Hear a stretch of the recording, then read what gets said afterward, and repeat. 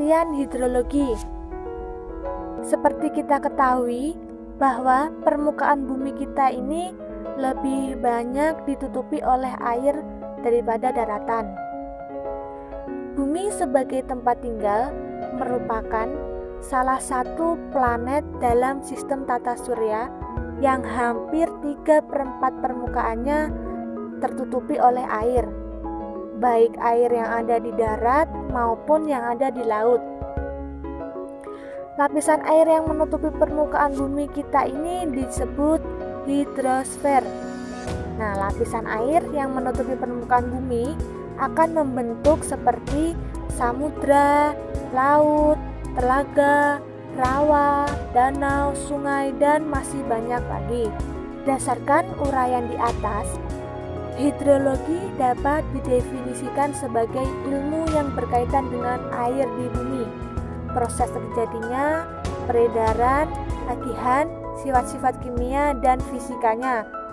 Hidrologi juga dapat disebut ilmu yang mempelajari presipitasi atau precipitation, evaporasi dan transpirasi, aliran permukaan dan air tanah. Dalam pengembangannya, hidrologi menjadi ilmu dasar dari pengelolaan sumber daya air atau rumah tangga air, yang merupakan pengembangan, agihan, dan penggunaan sumber daya air secara terencana. Selanjutnya, kita membahas tentang cabang-cabang hidrologi. Di sini disebutkan cabang-cabang ilmu hidrologi ada 5. Yang pertama, potamologi, yang kedua, limnologi, yang ketiga, geohidrologi, yang keempat, kriologi, yang kelima, hidrometeorologi. Kita bahas satu-satu ya. Yang pertama, potamologi. Apa itu potamologi? Yaitu cabang hidrologi yang mempelajari air yang mengalir di permukaan tanah. Itu disebut potamologi. Yang kedua, limnologi, yaitu cabang hidrologi yang mempelajari tentang air yang menggenang di permukaan tanah, disebut limnologi. Yang ketiga, geohidrologi, yaitu cabang hidrologi yang mempelajari air yang terdapat di bawah permukaan tanah. Yang keempat, kriologi, yaitu cabang hidrologi yang mempelajari tentang salju dan es, disebut kriologi. Yang kelima, hidrometeorologi, yaitu cabang hidrologi yang mempelajari tentang pengaruh aspek meteorologi terhadap aspek hidrologi. Nah, cabang-cabang ilmu di atas tidak berdiri sendiri-sendiri, tetapi saling berkaitan satu sama lain ya. Mempelajari hidrologi berarti kita juga mempelajari bagian-bagian potamologi, limnologi, geohidrologi, kriologi, dan hidrometeorologi. Unsur-unsur hidrologi. Dalam hidrologi, penguapan dari badan air secara langsung disebut evaporasi, sedangkan penguapan air yang terkandung dalam tumbuhan disebut dengan transpirasi. Jika menyebutkan dua istilah sekaligus disebut dengan evapotranspirasi.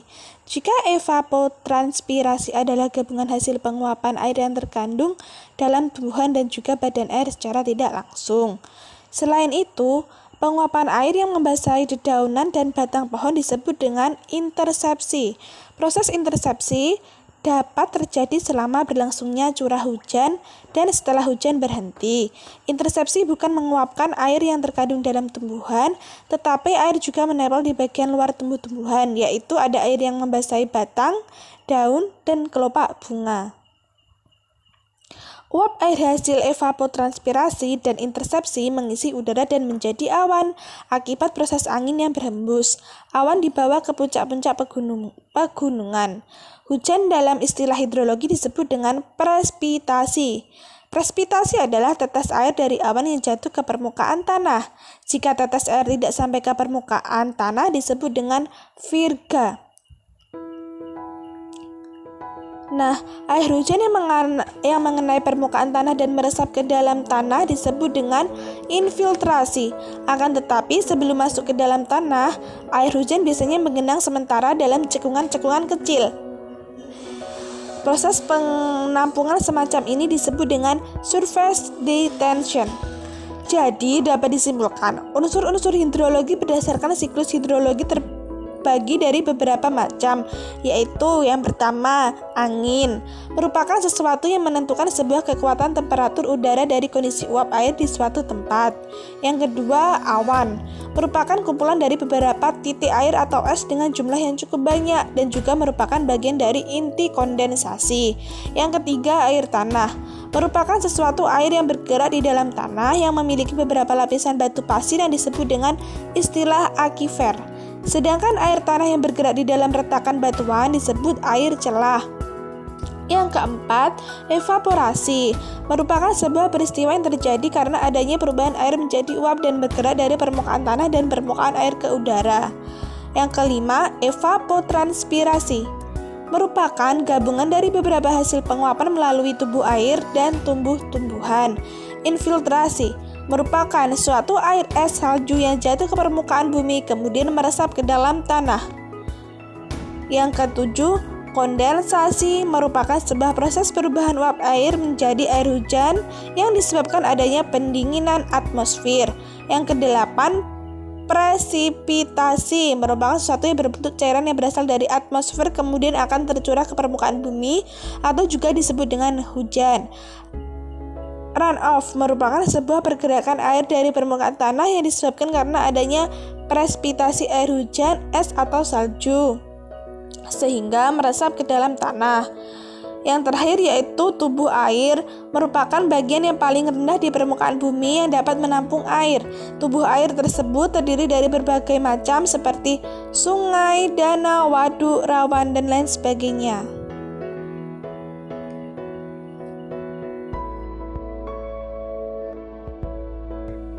Pengertian atmosfer. Pengertian atmosfer sendiri adalah merupakan selubung gas yang menyelimuti permukaan padat dan cair pada bumi. Atmosfer tersusun dari campuran berbagai unsur dan senyawa kimia. Unsur penyusun atmosfer yang paling banyak ialah yang pertama nitrogen, oksigen, dan argon. Selain itu juga terdapat uap air, karbon dioksida, dan ozon. Atmosfer bersifat selektif terhadap panjang gelombang sehingga mempengaruhi energi elektromagnetik yang sampai ke permukaan bumi. Radiasi gelombang elektromagnetik akan mengalami hambatan disebabkan oleh partikel-partikel yang ada di atmosfer. Proses penghambatannya terjadi dalam bentuk serapan, pantulan, dan hamburan. Komponen atmosfer yang merupakan penyerap efektif radiasi matahari ialah uap air, karbon dioksida, dan ozon. Ozon terdapat dua lapisan terbawah atmosfer. Yang pertama, lapisan stratosfer.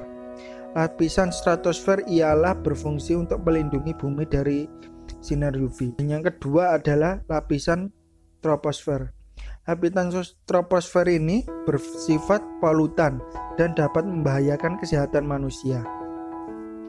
Atmosfer membuat ketersediaan air di bumi lebih terjaga dan melindungi kita dari radiasi matahari. Selain itu, atmosfer menyediakan medium untuk menyebarkan gelombang bunyi dan gelombang radio ke segala bagian di permukaan bumi. Atmosfer bumi berisi campuran berbagai macam gas, termasuk uap air hasil penguapan yang utamanya berasal dari laut. Atmosfer bumi ibarat selimut yang berfungsi untuk melindungi kulit bumi, termasuk makhluk hidup yang tinggal di atasnya dari serangan sinar-sinar kosmik, sinar-sinar ultraviolet matahari, dan partikel-partikel atau material dari luar angkasa. Sinar-sinar tersebut sangat berbahaya bagi makhluk hidup karena bersifat merusak bahkan bisa mematikan. Untuk itu, perlu usaha-usaha dari semua pihak, utamanya bagi pemangku kepentingan untuk secara bersama-sama menjaga kualitas atmosfer bumi jangan sampai rusak. Karena kalau sudah rusak, ibarat selimut yang berlubang, tentunya sudah tidak lagi bisa melindungi tubuh secara sempurna. Sekian presentasi dari saya, bila kurang lebihnya mohon maaf. Assalamualaikum warahmatullahi wabarakatuh. Tentang manfaat dan fungsi atmosfer. Manfaat atmosfer yaitu pertama, menjaga temperatur bumi agar tetap hangat. Atmosfer menjaga agar suhu antara siang dan malam hari tidak terlalu beda jauh. Yang kedua, melindungi bumi dan jatuhnya benda-benda langit seperti meteor, komet, dan benda-benda langit lainnya. Yang ketiga, menahan radiasi matahari yang sangat berbahaya bagi kesehatan makhluk hidup yang ada di bumi. Yang keempat, memantulkan gelombang radio yang penting dan berguna untuk perhubungan komunikasi di bumi. Selanjutnya yaitu fungsi atmosfer. Yang pertama, menyaring efek buruk sinar matahari. Yang kedua, mengandung gas-gas yang dibutuhkan oleh makhluk hidup. Yang ketiga, mencegah jatuhnya meteor-meteor ke permukaan bumi. Yang keempat, mempersiapkan kondisi agar tercapai iklim yang sesuai bagi kehidupan. Yang kelima, mencegah agar suhu bumi tidak terlalu panas atau dingin. Yang keenam, menyebarkan sinar matahari sehingga cahaya terbagi rata. Dan yang ketujuh, mencegah terjadinya ledakan dan kebakaran yang disebabkan oleh gesekan ketika bumi berputar. Itulah manfaat dan fungsi dari atmosfer.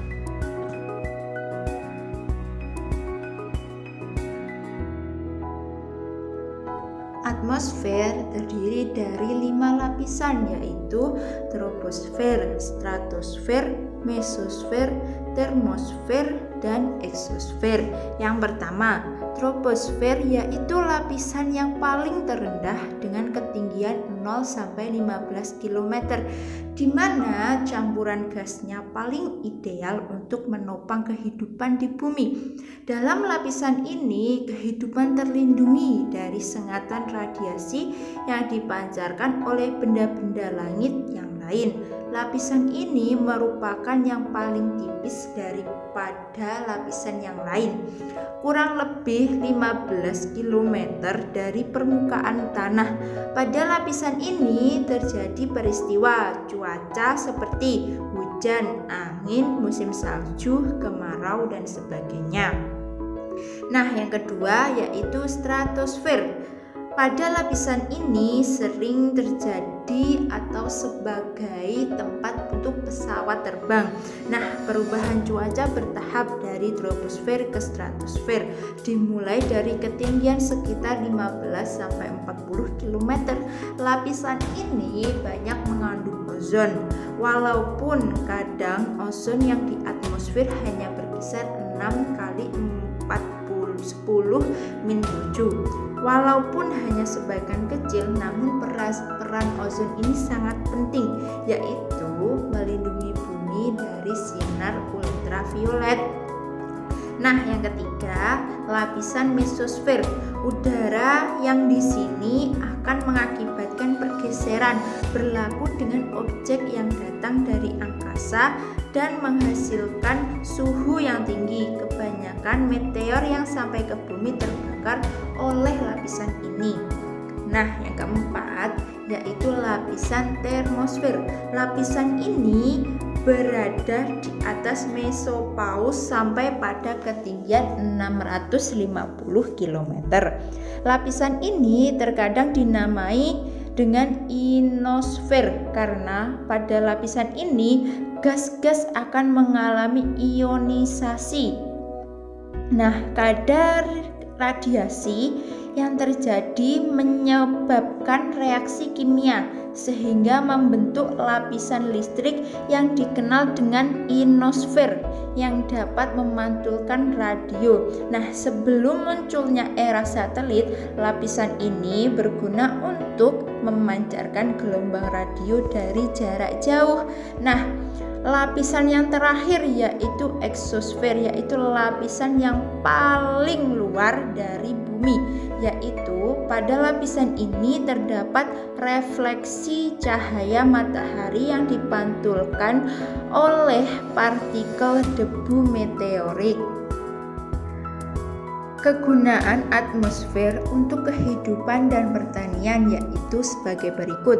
Yang pertama, atmosfer merupakan sumber gas dan air presipitasi untuk permukaan bumi dalam memenuhi kebutuhan metabolisme makhluk hidup.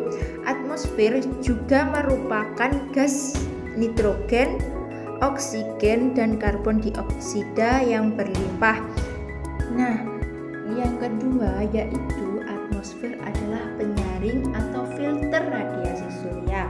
Melalui sifat-sifat kimia dan fisika tertentu, atmosfer mengatur jumlah dan jenis energi radiasi surya yang mencapai permukaan bumi.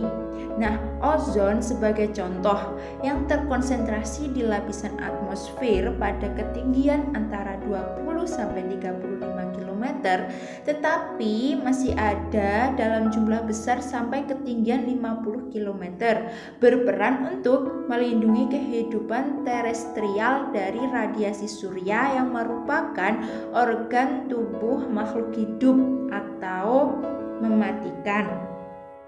Nah, yang ketiga yaitu pada sistem neraca energi radiasi, atmosfer merupakan penyangga atau buffer. Tanpa adanya penyangga ini, radiasi oleh atmosfer, suhu bumi pada siang hari akan mencapai lebih dari 93 derajat Celcius dan malam hari akan mencapai min 184 derajat Celcius.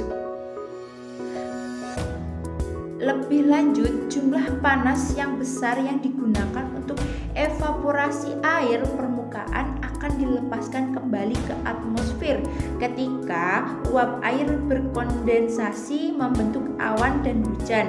Dengan demikian, permukaan bumi akan terhindar dari pemanasan dan pendinginan berlebihan. Nah, yang terakhir yaitu pada proses fisika di permukaan bumi, atmosfer merupakan pengatur kelestarian mekanisme proses cuaca dan iklim. Nah, dalam mekanisme proses pembentukan awan dan hujan, keberadaan kotoran-kotoran di atmosfer memegang peran yang penting dengan bertindak sebagai inti sehingga kondensasi terjadi di sekitarnya.